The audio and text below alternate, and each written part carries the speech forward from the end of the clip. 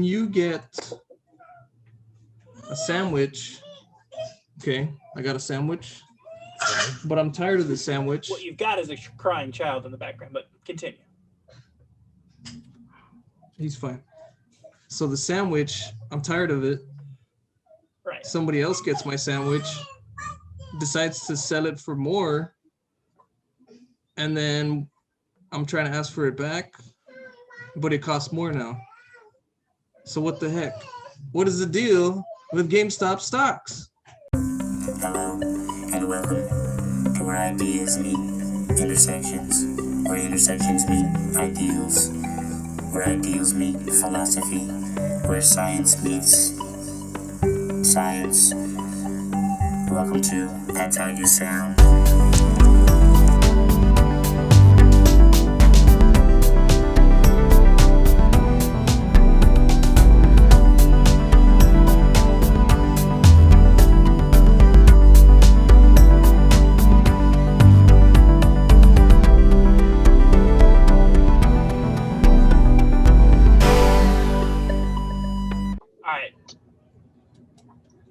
This week on That's How You Sound, we got Reginald Kirkland II, and we got Ray Set the Clock. Ray Set the Clock, baby.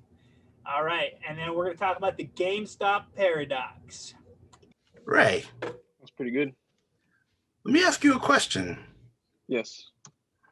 If you had the choice to save GameStop, would you? Of course. They never Why? did anything good for me, but wait, does this go before this whole stocks thing? Or It's a general morality question. As a human, the opportunity is presented to you like, hey, GameStop, their future lies in your hands. Based on your relationship with them, do you save them or not?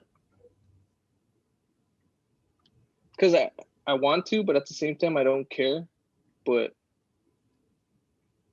yeah. I mean, would you Yes want or to no? for purely Yes or nostalgic no? purpose? No, that wasn't a no. But Is that a yes or is that a no? it's more of a yes. Yes. It's a yes, so you would save them. I'm hard on the no side. I'm still salty about like buying a game for $100 and them trading it back to me, or me trading it back to them the next week for like 3 cents. I'm still a little salty about that. But And that deal is very much like a used car or a car dealership. Once it's off the lot, that's the set price is done. And then all the years that I bought the protection plans and then never used them, like GameStop has extorted so much money off of me. Like I feel like how Zemo felt in the Avengers when he was talking about Hydra. He's like, they deserve their place on the ash heap. Like GameStop has earned a death. There's no doubt in my mind. However, as a society, we have deemed that we hate rich people more than we hate GameStop. Yeah, that's for sure. That is the GameStop paradox. We hate GameStop. They've screwed us over so much. And they treat their employees horribly. But GameStop, the redemption arc. we still hate rich people more than we hate GameStop. All right, Ray, do you understand what's happening in the stock market? And he's somewhat. Hold on. Classic Ray. Give me 2 seconds. 1, 2.5. Almost there. 2 3/4. Great content. Great content, Ray. 2 7/8. Great content. Just I'm connecting to you only had an hour and a half to prepare. 2 15. You were only an hour and a half late, Ray. Don't even worry about it. Yeah, you're only an hour and a half late. 30 seconds. That you should be taking care of this now is fantastic. 2 63 65. Ray Set the Clock. Oh, there's 2 Rays. Whoa! Getting out of hand. Now there's 2 of them. All right. Okay. So you were saying about. Do you understand what's happening in the stock market? After a couple of research. Do you understand what the stock market is? The stock market is. Let me explain that to you guys for people that. Because I've tried. I would love to hear Ray's explanation of stock market exchange and trading. I've tried over several years to quite This figure is a out how it segment we works. like to call Ray Explains. Go ahead, Ray. All right. An excellent point. And he's gone again. All right. So Good to what know you're so happens prepared, is clearly. when you get a sandwich, okay, I got a sandwich, but I'm tired of the sandwich. What you've got is a crying child in the background, but continue. He's fine. So the sandwich, I'm tired of it. Right. Somebody else gets my sandwich, decides to sell it for more, and then I'm trying to ask for it back, but it costs more now. So what the heck? What is the deal with GameStop stocks? That is What is the deal with these sandwiches? that As is much as I got, that's I don't know. essentially the Because stock honestly, market. Okay. I still, I, even though I explained it, I still don't understand it. Exactly. Let me see if I can drop it on you. Our Tuna's a learned man. Tuna actually was able to break I'm this not down. a learned man, but I'm very good at pretending like I know things. So that's what I'm going to do here. So there's retail sellers, Ray. That's like me, you, Reggie, anyone who has money that they want to put into the stock market, buy a stock exchange, right? You can buy a stock from a publicly owned company, which means you're buying a share, a very small incremental percentage of that company based on whatever money you have, right? So Of course. you buy a stock, you own a very small stock percentage investment in that company, right? That is public trading, basic retail trading. Now, there is another type of trading, and that's you when you buy that stock, you're betting that the stock is going to go up. So you're saying, I'm investing in this company because I think this company's stock is going to go higher, right? But if you think the company's stock is going to go lower, you can do something called short selling. That's what this whole thing is happening here. So the bigger companies, what they do is they buy a stock that they know is going to go down, and then they buy it, and then they immediately lend it to someone else, right? And they'll borrow it. They'll borrow the stock, sell it at its current price, wait for the stock to go down, rebuy the same amount of stocks, and then pay back those stocks to the company that they bought them from, or the people that they bought them from, right? Or that they borrowed them from. So what that does is they borrow them at a high price or a higher price, sell them so they get that money. Then when the price of the stock goes down, they rebuy them to repay the stocks that they had borrowed, but they are rebuying them at a lower price, so they get to keep the difference of money in between, right? That's short selling a stock. Now, what's happening with GameStop is these big hedge fund companies have been doing this trading. This isn't the kind of trading that normal plain Jane people would do, because you have to have the capital or money to hold on to long enough for it to go down, right? You have to have because if it doesn't go down, you have to pay out of pocket, right? So it's a riskier trade, and only companies that have huge amounts of money to spare will invest in this way normally, right? Because they can ride out the waves and ups and downs of the market until it crashes, right? So now everyone knows GameStop's going to crash because their financials are disgusting. So they thought that it was going to be like another Blockbuster. they're like, easy money. So they're short selling on top of short selling on top of short selling. So they're lending it, and they're borrowing it, right? But instead of selling it, they're lending it again, and then they're lending it, and then those people are lending it. So there's this domino effect of people continually lending and short selling these stocks because they're all sure it's going to go down, and when it goes down, everyone will make money. However, this is not what happened. In comes Reddit. Here comes Reddit. Save the Reddit. day, apparently. Reddit notices, hey, it's about 1.3 people per stock exchange that are invested in this, which means if we drive up the price even incrementally, it'll force the people who are so far back on the food chain to have to sell their stock to pay off the money, which will make them buy more GameStop stock, which will raise the price even more and create a domino effect of raising the price exponentially, which is what's occurring right now. Now, how that affects the other companies is they have to buy back the stocks to pay off the loan. They have to. They have to, They don't right? have a choice. Because what happens if they don't, though? then these people that bought the shares, they own it and they can do whatever they want with it? No, Or that's not the way it goes, right? because That's not the way it they works. borrowed stocks Uh-huh. and then lent them or sold them, right? But they still owe those stocks, so they have to purchase them to replace them. Now, with the prices being driven up, they have to buy the stocks back at a much higher price, so they're making a huge loss of money. And it's a domino effect that goes all the way back. So I think it's so there's a particular lender in that they were targeting specifically called Marvin something, and they're very predatory trading company. They have a record of not being liked because of their trading procedures. Now they've lost about $2.8 billion from this so far. It's a lot of bread, man. That's a lot of bread. So It's a lot of bread. They're taking it because only hedge funds and like brokerage companies can afford to make these type of investments. And basically what they're investing is the failure of a company. Now, what Reddit did is they realized that everyone was so attached.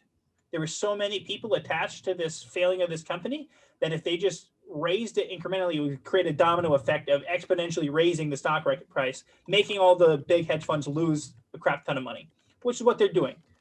However, we also still hate GameStop. We haven't forgiven them. We still hate GameStop. But do you understand a little bit what I'm saying, Ray, about how it's working? Yeah, it's clear. You could say, yeah. So, here's what's interesting. So there's a lot of like Robinhood and I can't remember the names of the other ones, but like different apps that regular retail buyers like us. Like Robinhood's like that's the big one. There's a couple other ones, Chase Morgan or something like that. There you go. Yeah, Chase Morgan's the other one. Where they don't charge investment fees, so you can buy and sell stocks for free from them. How they make their money, however, is a little sketchy. What they do is you say, I want to buy 5 stocks of GameStop, right? What they do is they work as a middleman. So they'll say, okay, they'll go to the big investment firms and say they want to buy 5 stocks. So what they'll do is the big investment firm will buy those 5 stocks first and then sell them to you at a very incremental markup. It's called payment for order flow, right? And that's how they're making their money. So they're skimming off the top of every time you make a small, like a trade with them, they're incrementally raising it by telling the other people that you're going to buy it first, right? So they're now canceling people's ability to buy those stocks because it's hurting those bigger companies who they technically have been having these side deals with. Because where's their money gonna come from? So it translates to it's okay when we do it, but it's not okay when you do it. Exactly. So they're like, you guys are manipulating the market. They've been manipulating the market the whole time. For years. That's the whole thing. So I think that'll end up in Congress. I think that those companies are going to end up in legislation because of that. I don't think they're going to be allowed to do that, having blocked. But no one will ever go to jail, or they'll pay a penalty to the FCC or whatever it is. I want to know who these overnight millionaires are, though. It's really only the people who got in very early. The people who bought those stocks when they were at their all-time low, those people... October, right? Or November? Yeah, no, like August, September type of... Those people are making good. They're whatever their investment was, they're 10 timesing it or 6 timesing it, whatever it was, right?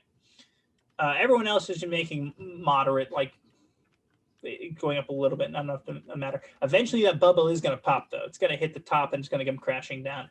And I think it might just end GameStop when it does. Pretty sure. I mean, they're already on borrowed time to begin with but in the meantime, COVID closing stores and all the game companies going digital. The whole used game market is just gonna go away. So they've got to compete with Stadia and GeForce and Steam. I'd be more afraid of GeForce than Stadia. Stadia's the Yahoo of, it's we'll in a year from now we'll be like, oh, is that a thing? We all estimated by the end of 2020 that Stadia would be gone, so I'm surprised they're still here. But they've got to compete with all that stuff, so they're a doomed company.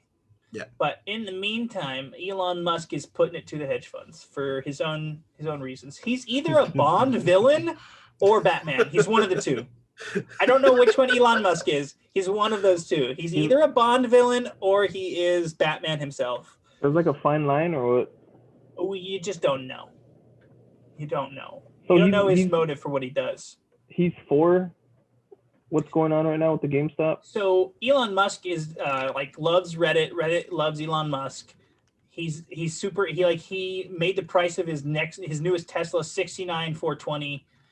Like, he loves memes. Like, he is the meme god. He is Reddit's Lord and Savior. So he went on social media and was like, "Hey, let's do this, boys."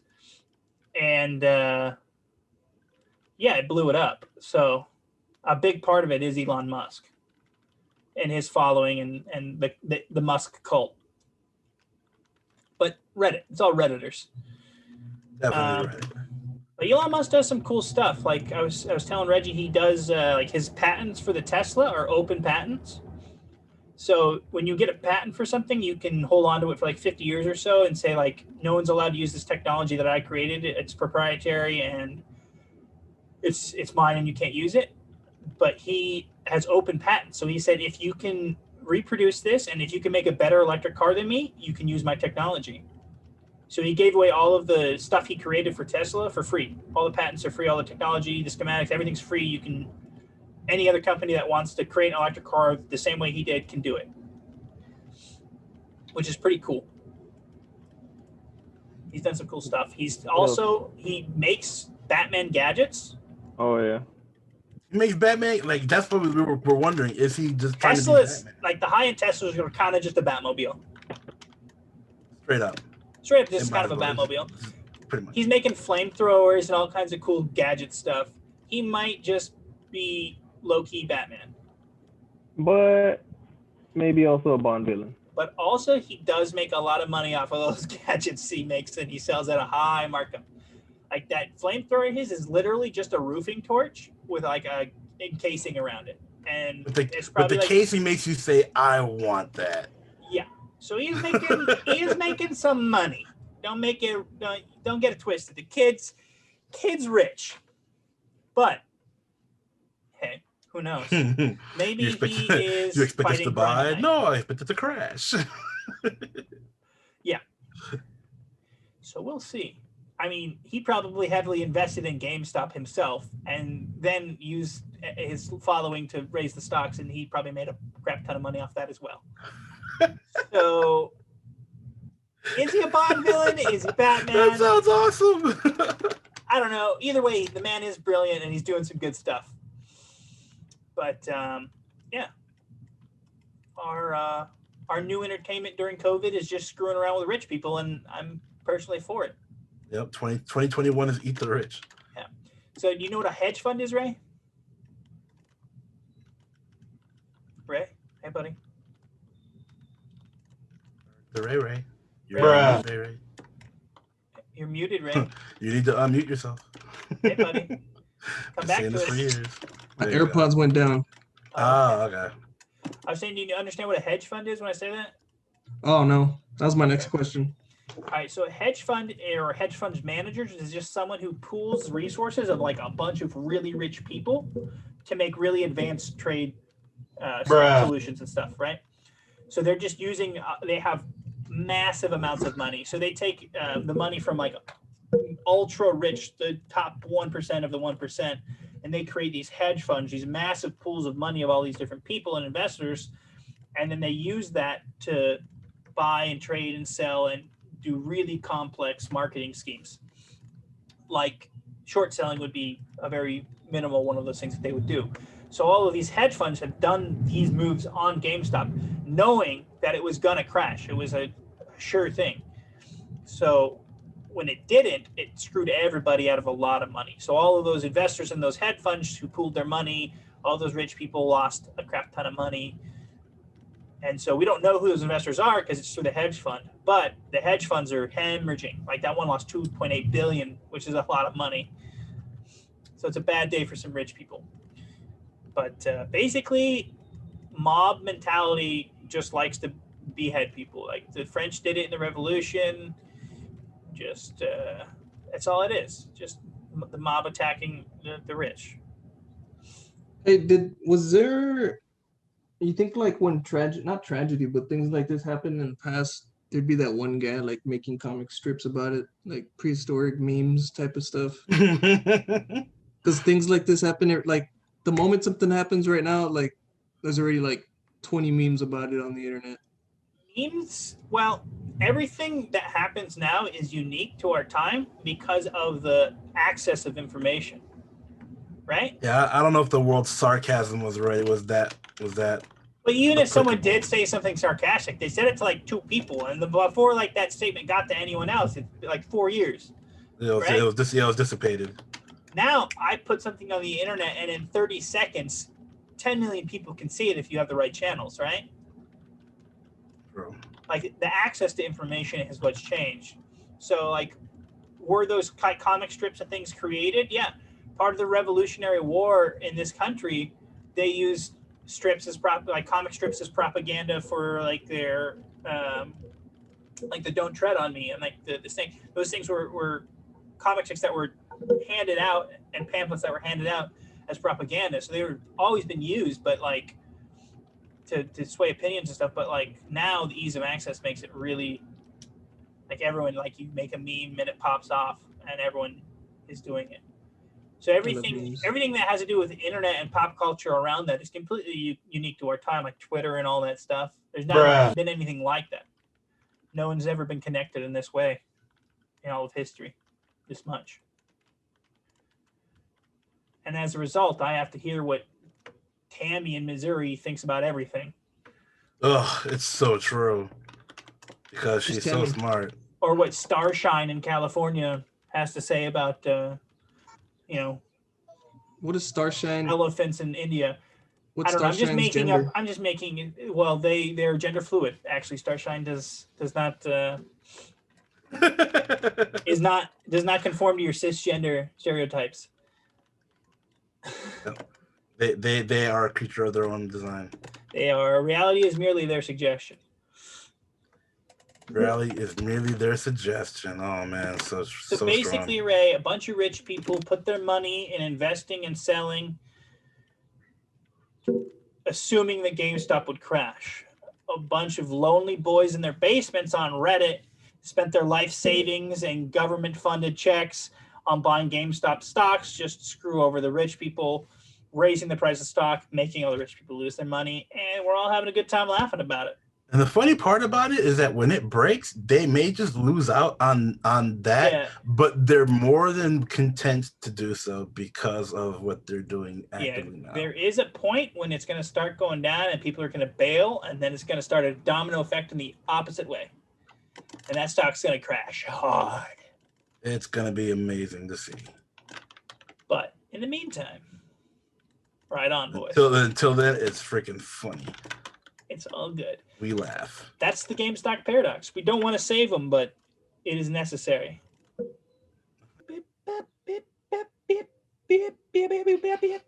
Smell that?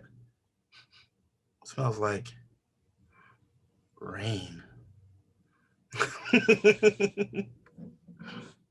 What's the forecast for tomorrow, Reggie? Rain. Raining all day, every day. Here at That's How You Sound podcast, we love rain energy. We love waking up, cracking one open, getting our day started right, boosting that metabolism. We've got BCAAs, amino acids. We've got active ingredients to get you started going right. We got less calories than a diet Red Bull. And how much sugar we got in there? I'll let you know. Boom. That's a big old zero. That's a big old zero. My personal favorite flavor right now, peach fizz. I'm about it. Reggie, what you rocking? I don't know the name of that blue one. It's good though. Razzle Tazzle, baby. Razzle Tazzle, Razzle Tazzle is my solid number 2. How you feeling about Melon Mania? Me as a personal fan, I do love me some melon, not for obvious reasons. It's not stereotypical if it's true. Amen, brother. So go ahead, crack yourself open a rain and get your energy. Rain like a king. Thanks, Rain. Nerd!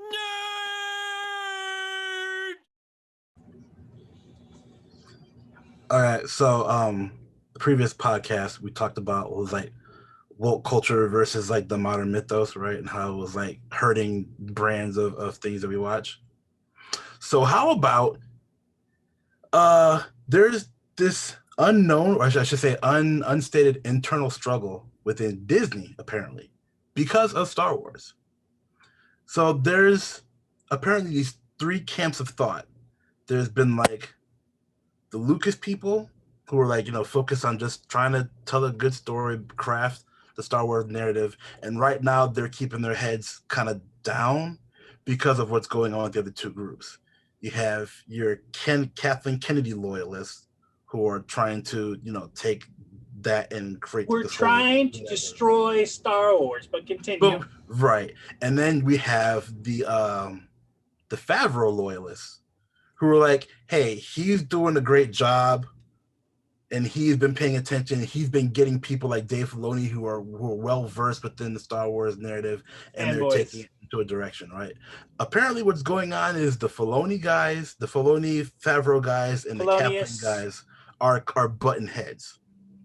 Good. And so what happened was sometime I want to say in October last year, Mandalorian was done. They had finished filming everything. They wanted to put it out. And then like the Kathleen group were like, well, we don't want the Mandalorian stuff overshadowing what we're working on, because it seems like you're trying to recraft the narrative away from like the sequel trilogy and stuff and whatnot. And he was just like, look, as fans, we're very happy that you're doing that. Right, because Mandalorian season 1 wasn't offensive to anybody in the Kathleen camp, but it did really well, and it did more well than sequel trilogy stuff. It's whatever. Proving that they were wrong, which is why they're angry. So apparently, what happened was I don't know if you saw the Lego Star Wars special that came out on Disney Plus. I heard about it, and I refused to watch it. Okay, so I watched it. Because I was like, oh, hey, I remember hearing about this. They got the voice actors from some of the people from the movie to come back on. C-3PO reprise, Rose reprise, somebody else they came back on. They couldn't get any of the main cast because they all just said, like we're done with Star Wars. Star Wars hurt us. John Boyega said he ain't never coming back. Daisy's like, nah, I'm out. Oscar Wilde's like, nah, I'm out. And so, it wasn't terrible, but it wasn't like great either. The whole point of the special was like Rey was trying to train Finn, because Finn's whole "I got a secret to tell you" thing that they never addressed in the last movie was he's sensitive to the Force. Right, So they screwed him over. They screwed him over. He was paid from the beginning movie to become a Jedi. Yes, quite. And didn't happen. And so just like the old Christmas special, it takes place on Life Day, and like Rey's having a hard time trying to figure out how to train Finn the right way. She winds up going on this time travel adventure where she's like traveling through the history, and she's not really interfering with anything, but she's picking up tips from people. She sees Yoda lift the X-Wing out of the water, and Luke is like, I can't do it. She winds up jumping, and then her presence becomes known because she like winds up hitting this nexus point, and Yoda's talking to her, but then Vader and the Emperor, and I love the Emperor, like Lego Emperor and Lego Vader. They're hilarious and everything they come out in. And they sense her there. They wind up taking her teleporting thing. So now she's falling through space with Vader, fighting Vader across time. She winds up bringing all the villains and the heroes together on Luke's farm. And so they're all battling each other. Like Anakin and Obi-Wan are going at it. The Clone Wars and the Clone Troopers and these are going at it. Kylo and somebody else is going at it, and they're all there, right? And they wind up fixing everything. She fights Vader, and Luke fights the Emperor. They wind up winning. They reconcile. Blah, whatever. Not offensive. He beats but Vader. Great. Yeah. Oh yeah. She meets Vader. Vader steals her teleport thing from her. Then she winds up recruiting Luke off of the second Death Star. Bro, to help them save Vader? I don't think so. To help them save the girl who never trained once in her life beats Vader. Yeah. So like, she doesn't like beat him, but she holds him off, and then Vader winds up doing because what the whole deal was like, Emperor's like, yeah, I know Vader's gonna turn on me because I've seen the future, whatever. So now I just gotta get rid of him, and I'll turn young Luke, when he was on the farm Luke, to be my apprentice instead of Jedi Luke on the Death Star. So Jedi Luke and Rey team up to fight Emperor and Big Vader. And then everything shakes out like it's supposed to, and they fixed it, whatever. Well, the Mandalorian season was held off because people like the Kathleen group were like, oh well, you know, like our group, our thing that we're doing is more influential to the fans than the thing you're doing. So he said, okay, go ahead and put. He said, okay, yeah. So it became a standoff. You put your thing out first. We'll see what your ratings get, and then we'll put out the Mandalorian and see what the ratings get. So the Disney special, the Christmas special comes out, does blah. No one cares. Mandalorian comes out, does great numbers mid-season, and then the big deal was literally the finale. Nobody knew outside of the people who were working on, the people who were on set for the filming of that episode, that Luke was in it. If you weren't on set, you didn't know. I don't know how they kept that such a good secret because they're usually bad at it, but that's what happened. Now, I don't know if you've heard of the High Republic. Yeah. Okay, so the High Republic has been like the new story crafting thing that they've been working on. They want to do comics and book series and novel stories, maybe a show here or there, whatever. Well, High Republic's safe to mess with because it's not like going to affect the future in any way.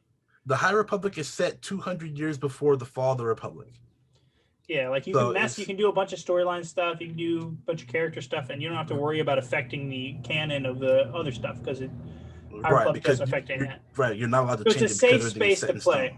Yeah. Right.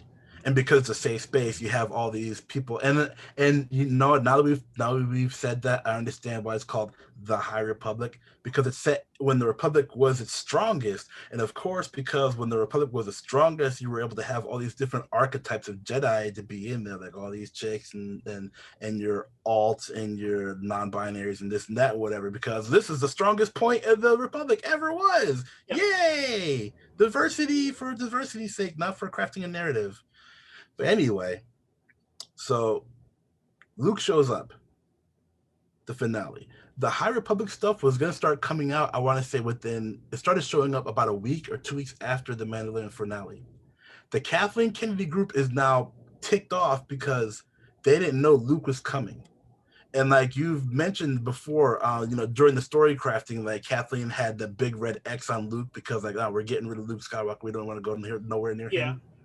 So now they're like, you've just reintroduced Luke to the fan base. The fan base is going nuts. You've stolen the thunder. You've stolen the thunder of the thing that we're trying to put out. Why didn't you warn anybody? Mark Hamill is going ham on Twitter, roasting the hell out of him. And I would salute you, Mark Hamill. Out of everybody. Yes. So it's saying what he really thinks. It's so strong that, and this is rumor, so take what I'm about to say with a pinch of salt, but it's coming from sources that correctly identified the events that were going to happen in both The Last Jedi, Rise of Skywalker, and being Luke showing up in Mandalorian and not some other person. There is talk that they're going to redo the Disney sequel trilogy as Disney Plus stories. So one season will be a retelling of The Force Awakens. The next season will be the retelling of whatever episode 8 is going to be, because it's not going to be Last Jedi anymore because they're crafting a new narrative. Dude, I don't even care. Then the third season. Don't let Rian Johnson's movie see the light of day. Exit digitally, destroy it, and just make something else. And in his movie's trilogy sequel, that's not going to happen. And then the third season will be a retelling of whatever episode 9 is supposed to be. And it works because Ahsoka's alive. Ahsoka being pulled out of the veil in Rebels allows her to influence the timeline and change it so that the new timeline now becomes the new sequel trilogy crafted on Disney Plus and not the movie trilogy. So the movie trilogy can still be its thing and exist, but no longer count. Like how when Wolverine went back in time in Days of Future Past and rewritten all that stuff. Yeah, they're going to extend Days of Future Past it. And I'm fine with this. I'm fine with it. That's the big question is like having Luke show up and then take Grogu. Is like, what do you do with that? And it might be that culmination show that they're doing with Rangers of the New Republic and then Ahsoka's show and the Mandalorian. They're all gonna combine in their own like climactic event show, and it might be that rejiggering the timeline to create these new Disney Plus sequel trilogy series shows. But The Force Awakens, most of it will still be there, but some of it will be added footage that they didn't use. Apparently, Mark Hamill, Carrie Fisher, and and Harrison Ford were on set and filmed a 10-minute scene together. Yeah. A 10-minute scene that didn't get used in the movie, which will be re-injected into this series. I hope it's true. And they're fine with recasting the people because if you recast, Daisy, like some of the characters will still exist, like Kylo might still be there, Rey might still be there, but they can be recast and re-driven on a different narrative so that they become good. And I did like Kylo Ren, and I did like Adam Driver as Kylo Ren. And because the sales figures of the toys didn't do so hot, they can just reuse the toys that are out because they'll be in this new narrative that exists. So it works out for everybody. Yeah. Make no mistake, it's about money at the end of the day. But we get to win. It's about money. We get good Star Wars. We get TV show Star Wars because we don't need to do movies because why? Yeah, that's not what works anymore. People want long, drawn out series. Well, Snoke would, right, for sure. Maybe, who knows? I mean, there's an old theory craft. I don't know if we talked about this before. There was an old draft that J.J. Abrams and Cineast did for what he wanted to do with Episode 8, where Rey shows up just like it ends at Episode 7, and then Luke takes the lightsaber. Luke already knows who she is because secretly he's been using an ancient trick of the Force to train Rey without being his physical presence. He asked her, didn't you think it was weird that you knew how to do that? You were able to hold off Kylo Ren? Didn't you think it was weird that you were able to do a Jedi mind trick? It's because I've been assisting you. You're lucky you survived that stuff because you should have died, but now that you're here, I can train you properly. I'm on this planet because this planet is a nexus of the light side of the Force, and Snoke is on the opposite planet. I can't find him, he can't find me. But Kylo's coming, and they go to this the original Jedi temple. That's why it's on the planet, and it has all these written hieroglyphics from an order of Force users who were keeping record of major events in Jedi and Sith battle history. And then it shows the Sith uprising in the Old Republic. It showed Anakin being born. It showed Luke fighting on the Death Star. It showed Rey showing up. It had the picture of Rey, Luke, and then passing the lightsaber. And then the next panel was 3 people on a beach and 9 people coming to the water. And she's like, "What's that?" He's like, "That's gonna happen in 90 days. It was already written." She was like, "So you knew who I was because they knew who you were." So the whole thing was training Rey to become better. They had a proper story for what Finn and Poe and BB-8 and those guys were doing, how they overlapped. Luke was going to fight the Knights of Ren. There was supposed to be the big old battle. Ahsoka was going to be in that. It was all a storycrafted, written out thing. And she winds up being blasted into the past and becoming they visit a grave of an unknown Sith person who had transformed from the Sith to the Jedi. And it was the memorial for her. And turns out it was actually Rey. And he didn't know that because she sees a vision of her sitting on the throne and the Jedi are coming to invade some sort of Sith place. And turns out she would have been transported back to that time and it would have been her. So she would have had an interesting arc that didn't affect what was going on in the present, but made her important to the past somehow. And none of that got used because Johnson read all that and said, "Nah, I'm tossing that out. I'm going to do my own thing." So they might even use that. It was one of, I think, 7 different things that were written. But there's stuff that's out there that was done. So who knows? But I find it very promising that they're willing to just say, "Nah, sequel trilogy doesn't count. Let's recraft a new one." That's what we want. We want Luke. We want original trilogy Luke. Yep. I never was a huge Luke fanboy, but they look how they massacred our boy. Look how they massacred our boy. Our friend Albert, he loves Luke, and that character is he's sort of like Captain America in the Marvel universe. He's the incorruptible, always the good guy, no matter how down and out it is, always does the right thing. And what Ryan Johnson did to him is completely destroy that character and who he was. I mean, you could have had a somber Luke, but it didn't have to be to the extent. And then you didn't have to drive him the way. Would never have given up. That was his whole thing. He never gave up, even when he was going to die, and he thought all of his friends were going to die. He wouldn't turn to the dark side. I mean, it could have been I've been on this planet because I've been trying to figure out a way to to change or this whatever or try to do, and I was just like, nah, I'm here because I gave up. Like, no, that's not Luke. Wouldn't have give up. Luke wouldn't have give up. Yeah, he Luke would not have. Don't give up. He would not have. He would have continued to fight. Luke came home. His adopted parents were dead. Did he give up? He said, nah, I'm going with you. All right, let's go do the thing. Dude, they're like, there's no way the Alliance can win. There's no way you can make that shot. You can't turn Vader. Every time they told him he couldn't do something, he was like, I'm going to try. The Alliance is dead, so are your friends. Nah, I'm going to keep fighting, though. Yeah. Just kill him. Nah, I'm a Jedi, like my dad before me. Yeah. Incorruptible. Yeah. Good boy, Luke. Good boy, Luke. And then all of a sudden he like hates the Force. Like, it's just... Yeah, there's supposed to, apparently the opening scenes for the Ahsoka show will be like one of the opening scenes with her. And again, this is in rumor too. Will be set in season 2 of The Mandalorian where she has Grogu and she takes Grogu off to like give me a moment, I need to go collect my thoughts or whatever. And then she hears a voice talking to her like, man, that kid's powerful with the Force snips, and it's Force Anakin talking to her. And she's like, yeah, like the Mandalorian wants me to train. And he's like, no. He's gonna need somebody powerful. Tell him to take the baby to this place, and he'll contact somebody stronger. And she's like, who? He's like, the guy who beat Vader. He's like, your son? He's like, yeah, he's got a lot to teach him. I'm like, oh, like awesome, because they already confirmed that Anakin's gonna be in the Obi-Wan show, probably like in his mind talking to him. No, there's going to be a battle. Yeah, I want to say that it's going to be like a mental thing. Like Obi-Wan will be doing his stuff, and like what they did in like kind of what they did in the last Arkham game. The Joker was in the game, but the Joker was dead because the Joker was just in Batman's mind. So he would do something, and he would have like Joker telling him stuff, whatever, and he's like, no, that's not. I'm not going to do that. I think they're going to have an actual. He had no fight. physical presence. I mean, but how? Where? What do you even do? I think here's what you do. Obi-Wan, he's going through his PTSD.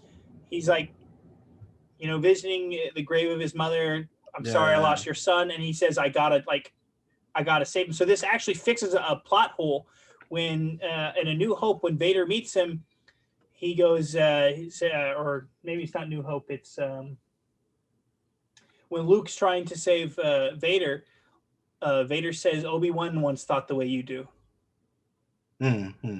And in episode 3, we didn't see Obi-Wan trying to save Anakin. True. So there could be Obi-Wan goes back to try and Vader thinks that Obi-Wan's dead in A New Hope. Yeah. And he clearly left that planet alive. I have not felt since ? And he goes, he's alive, right? Like, yeah. So he thought Obi-Wan was dead. Another plot hole. So this could fix those plot holes where Obi-Wan goes back, tries to save him. They have another epic battle, and he thinks he kills Obi-Wan. It's possible. But like the TLDR is the woke culture is losing the war. Yeah. Well, all of that across the board is waning. People are just tired of it.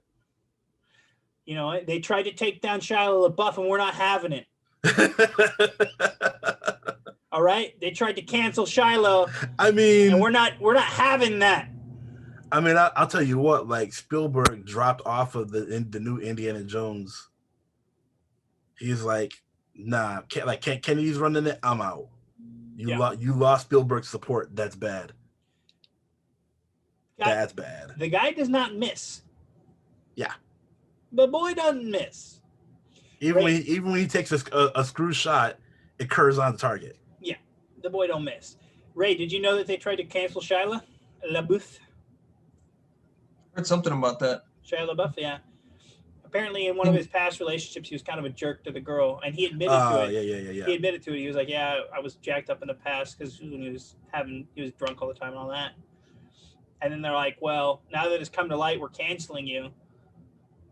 And like they've been trying to cancel him, but like Jesus, like he changed, like he bettered himself. He went to rehab, and like if he was still being a piece of trash, I would understand. You're talking about for like a role that he was gonna play? For like they're like, we're not working with him. Oh, okay. Like he's publicly canceled. How people get canceled because they're like, oh no, they're a bad person now. Bad rep. Bad rep. But like, he changed. Like I would understand if he was still doing those things. Works with the Still- special needs. But like he's, he went through rehab, figured his crap out, grew as a person, and now it's come to light that he was jacked up in the past. But like, how many people have been? Everybody's been jacked up in the past. Everybody's been jacked up in the past. James Gunn was jacked up in the past. Yeah, like, dude. I mean, where is he at? He's working on Guardians 3. Suck it. That's right. That's what I'm saying. The woke culture, the woke culture went too far. The pendulum swung too far, and it's coming back. Yep. With a vengeance. Yeah. Get him. So I don't know. Yeah, so it's like give me like just like lose interest in whatever the High Republic is gonna be up to, because I'm like, if it's gonna be full of that kind of stuff, then who cares, whatever. And Yeah. I love Anything seeing like, Kathleen Kennedy's behind is trash. I love the comments on like they've been releasing trailer footage for characters in the High Republic on YouTube, on Star Wars YouTube channel, and all the comments have been like, more Luke Skywalker, please. I'm like, yeah. Dude, What just what listen you to your gonna do? fans. Just give your fans what they want. What you gonna do? You can't. You love to see it. These are the people paying for these movies. These are the people who are Exactly. giving you the money. I mean, you have people who have invested their entire lives into this. Just They're paying for the content. Give them they're what paying they for the want. content. Give them the content, man. I mean, like you don't have to fulfill their needs directly, but just give them something that they'll be happy with. Yeah. Hey, so WandaVision, what y'all think? It's interesting. Man, It's I have a interesting. theory that Shooty, she wasn't able to get the Mind Stone out, but she like made a backup of him, and she's gonna like bring Vision back as a what's his face? I mean, What's he called? have you seen episode 4? Yeah. Because like for that brief minute when she sees reality for a second and you see Vision. Vision, you're like, oh dang, that's crazy. she's got problems. Oh, Wanda, no. Oh man. But I'll tell you what though, I'm happy that they introduced Monica Rambeau. Yeah. And I see a lot of sword Bruh. souls. Yeah, because sword is a Everywhere. thing. Yeah, sword is straight up in there. And then Monica Rambeau, if you notice on her wall for her office, her call sign was Photon. Because she's Captain Marvel. Yeah. She's the other Captain Marvel. So I'm like, yo, Hopefully, I'm like, is she the gonna real- get powers and we're just gonna make Monica Rambeau the Captain Marvel? Because in the comic, after she stops being Captain Marvel and Photon, she doesn't have a call name. She's just Monica Rambeau. Yeah. They do that with a lot of. Well, I mean, Honestly, I would love to see Quasar. they do it with a lot of Black Marvel characters. They don't have call signs. They just call them by their name. Yeah. I don't know what's like Luke Cage was Power Man. They dropped the Power Man and just called him Luke Cage. Monica Rambeau was Captain Marvel, then Photon, and they just dropped it. Now she's just Monica Rambeau. America Jones, or I forget what her name, but her last name is. Like she doesn't call them. They just call her by her name. And she wears an American flag T-shirt. But like, why can't Black people have call signs? It's okay. Well, there's always Falcon. He's like the last one. He's like literally the last. He's the only Black dude that can think of that doesn't. Like even Bishop in the X-Men, his name is Bishop. Forge in the X-Men, his name is Forge. Like, they can't. Brothers can't have call signs. Is what it I is. don't get it. They don't like But the nicknames. It's hilarious.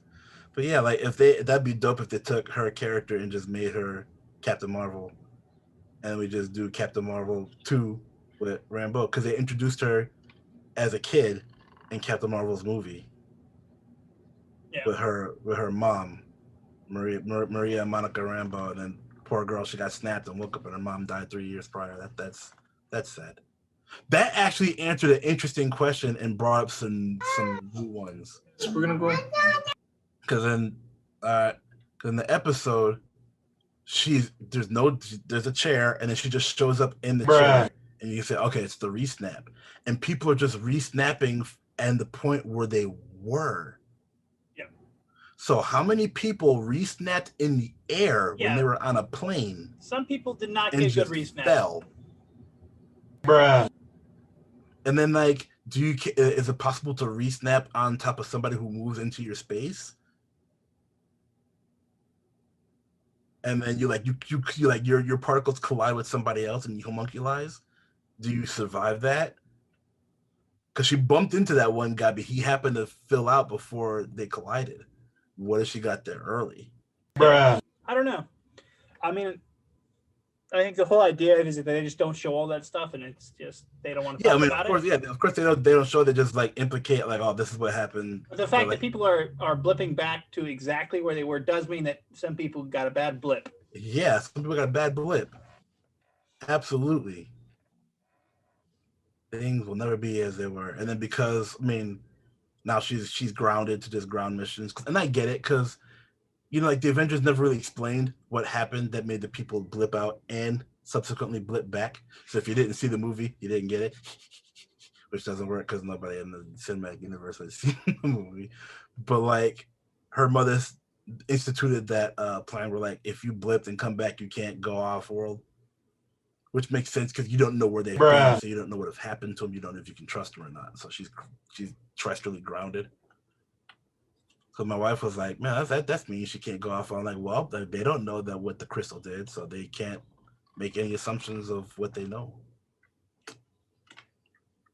But yo, Sword, super stoked. Sword's a thing.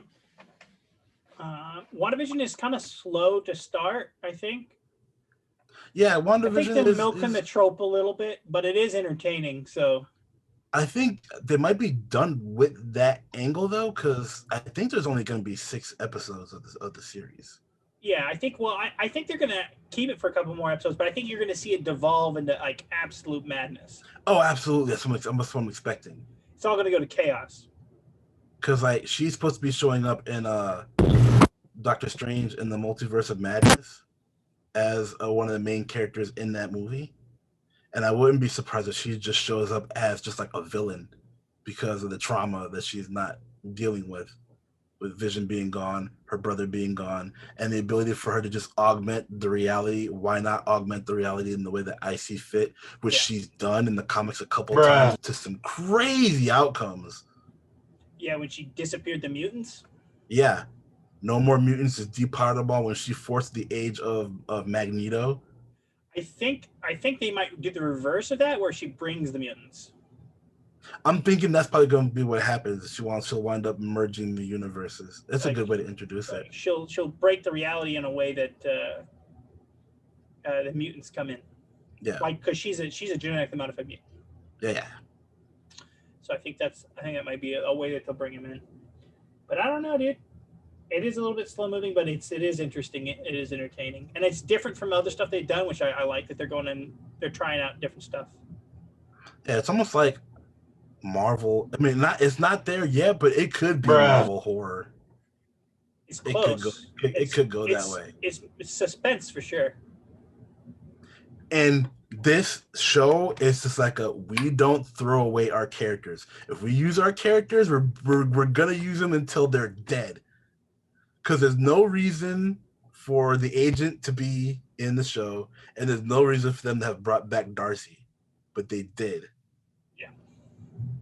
The agent in the show, Agent Wu, has the best like arc in the Marvel series, because in the third Ant-Man, it's him when he goes to see him, and he does the card trick, and he's like, "Yeah, I learned that."